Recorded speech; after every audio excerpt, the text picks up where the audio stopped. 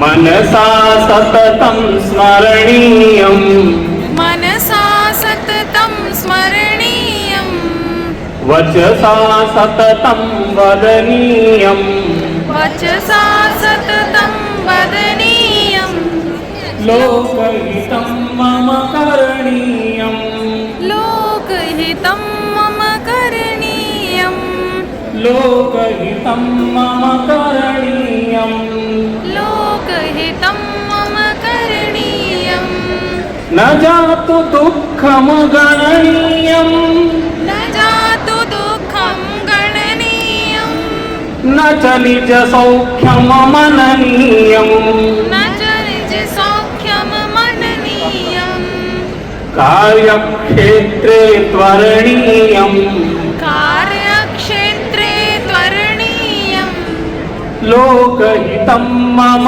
करणीयम् लोकहितं मम करणीयम् मनसा सततं स्मरणीयम् मनसा सततं स्मरणीयम् वचसा सततं वदनीयम् वचसा सततं वदनीयम् लोकहितं मम करणीयम् लोकहितं मम करणीयम् लोकहितं मम करणीयम् लोकहितं मम करणीयम् लोकहितं मम करणीयम् मनसा सततं स्मरणीयम् मनसा सततं स्मरणीयम् प्रशिक्षणम् आवश्यकं। सामान्य विद्यालयेषु ये संस्कृतं पाठयन्ति सर्वे तत्र सम्भाषणं पाठयितुं न समर्थाः। तदर्थं विशेष प्रशिक्षणवर्गाः अपि आयोजिताः। पुनः सह शिक्षकाः अपि योजिताः। तत्र विभिन्नप्रान्तेभ्यः अपि केचन शिक्षकाः कार्यकर्तारः आगतवन्तः। एवं क्रमेण सर्वेषामपि महता परिश्रमेण एतत् कार्यं सम्पन्नं ले गए।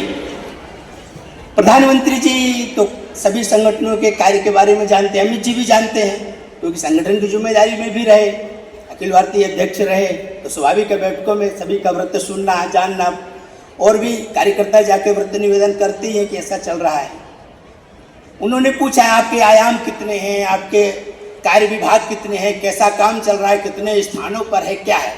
उन्होंने मोदी जी ने कहा मेरा एक परामर्श है आपको, आप लोग सुभाषित भी घर घर पहुंचाइए, सबके मुख में संस्कृत के सुभाषित होने चाहिए, उनका जो अर्थ तत्व है वो निकल करके समाज यदि स्वीकारेगा तो हो सकता है उनके बालकों पर भी वो संस्कार आ जाएंगे। बहुत बहुत प्रणाम। और मंच पे उपस्थित इस कार्यक्रम के मुख्य अतिथि, हम सबके मार्गदर्शक, भारत सरकार में केंद्रीय गृह मंत्री परम आदरणीय अमित शाह जी की उपस्थिति को मैं प्रणाम करती हूँ।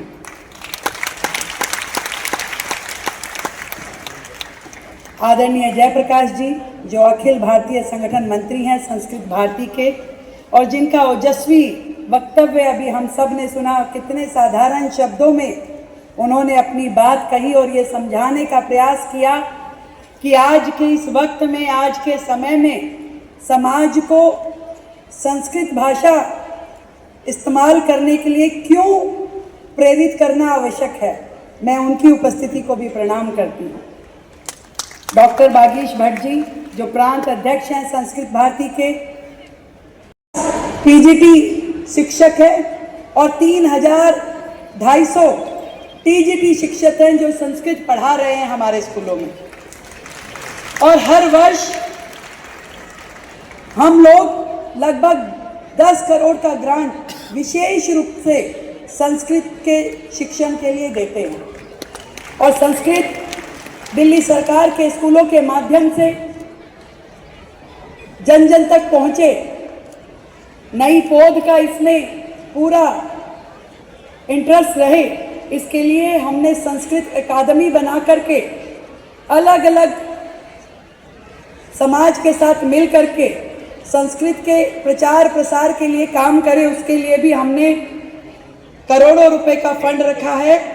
और अभी जो ये सारे शिविर हुए, इसमें भी दिल्ली सरकार और संस्कृत भारती ने मिलकर के काम किया, और जिसमें आपने जो शिविर लगाए 1008 शिविर जो लगे, उसमें हमारी संस्कृत अकादमी ने मिलकर के पूरा काम किया और 11,000 से ज़्यादा प्रतिभागियों ने इसमें शामिल हुए। और मेरे साथ प्रचंड आवाज से बोलिए, भारत माता की जय। मंच पर उपस्थित दिल्ली की सम्माननीय मुख्यमंत्री बहन रेखा गुप्ता जी,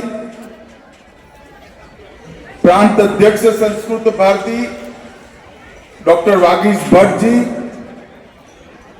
श्रीमान जयप्रकाश जी, अखिल भारतीय संगठन मंत्री संस्कृत भारती श्री कुलभूषण आहूजा जी, हमारे वरिष्ठ अधिकारी है और कई सारे देवस्थानों के साथ जुड़कर समाज सेवा के काम में लगे। और आज रविवार के दिन दोपहर का समय निकालकर संस्कृत भारती के कार्यक्रम में आए हुए सभी संस्कृत प्रेमियों को मेरा प्रणाम नमस्कार करना चाहता हूं। मैं हृदय से मानता हूं कि संस्कृत के उत्थान में ही, संस्कृत के प्रचार प्रसार में ही और संस्कृत में पढ़े ज्ञान को संकलित कर सरल कर लोगों के सामने रखने में ही दुनिया की सभी समस्याओं का समाधान निश्चित रूप से संस्कृत के ज्ञान के भंडार से। और मैं ये कोई ऐसे कार्यक्रम में भाषण करने नहीं आया हूं, मेरे मन के मनोभाव अभिव्यक्त करने के लिए आया हूं। मैं फिर से एक बार संस्कृत भारती के काम करने वाले सभी कार्यकर्ताओं को और संस्कृत के लिए काम करने वाले सभी विद्वत जनों को बहुत बहुत प्रणाम कर मेरी वाणी को विराम देता हूं। वंदे मातरम। करतल ध्वनिना महोदयस्य अभिवंदनं कुर्मः। इदानीं मैं संस्कृत भारती को बहुत बहुत साधुवाद देना चाहता हूं, क्योंकि दिल्ली शहर में 1008 संस्कृत संभाषण शिविरों का आयोजन करना वो अपने आप में एक साहसिक काम है। और इसकी पूर्ति कर रविवार की दोपहर को कार्यक्रम दिल्ली में करना वो और साहसिक बात है। इसलिए मैं संस्कृत भारती को बहुत बहुत साधुवाद देना चाहता हूं। मित्रों, आज यहां पर कई सारे ऐसे लोग भी उपस्थित हैं जिन्होंने इस संभाषण शिविरों में हिस्सा लिया है। मुझे विश्वास है इसमें कई लोगों ने पहली बार संस्कृत को बोलने का प्रयास किया और मेरे स्व अनुभव के आधार पर मैं कहना चाहता हूं, जब आप संस्कृत में बात करते हैं, संस्कृत में बोलते हैं, धीरे धीरे संस्कृत में सोचना शुरू करेंगे, तब आपको लगेगा कि ये आवाज मेरे गले से नहीं, मेरी आत्मा से निकल रही है।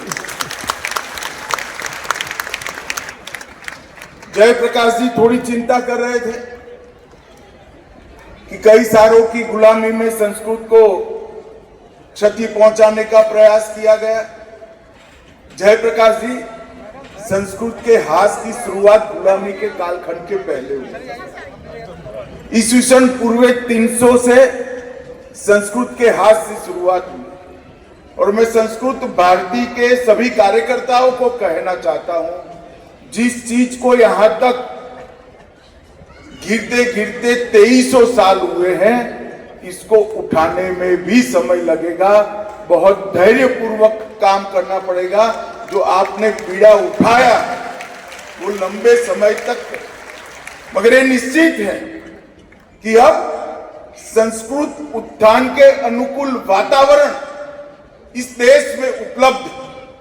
चाहे सरकार हो, चाहे जनता हो, चाहे सोच हो, वो संस्कृत और संस्कृति के उत्थान के लिए कटिबद्ध है, वचनबद्ध है और परिणाम लाने के लिए भी वचनबद्ध। इसलिए निश्चित रूप से इसकी गति भी बढ़ेगी और काम भी आगे बढ़ेगा। भाइयों बहनों, संस्कृत एक प्रकार से भारत की आस्था है, हमारी परंपरा है, ये सत्य है, नित्य है, सनातन। इसके साथ साथ ज्ञान और ज्ञान की ज्योति दोनों एक प्रकार से संस्कृत में ही समाहित है। और रेखाबेन ने ठीक ही कहा, भारत के अधिकतर भाषाओं की मां संस्कृत है, संस्कृत उसकी जननी है। और इसलिए संस्कृत को आगे बढ़ाने का काम ये न केवल संस्कृत का प्रचार है, भारत के उत्थान के काम के साथ अपने आप जुड़ा है। और संस्कृत के प्रचार और प्रसार और उत्थान के लिए लगे हुए सभी कार्यकर्ताओं को मैं प्रणाम कर कर कहना चाहता हूं कि जिस दिन आपने काम का तय किया, काम करने का तय किया, उस दिन आपने ज्ञान के भंडार को भारत के लिए उपलब्ध कराना और न केवल भारत, समग्र विश्व को अनेक प्रकार के ज्ञान के भंडार से आप परिचित कराते हैं।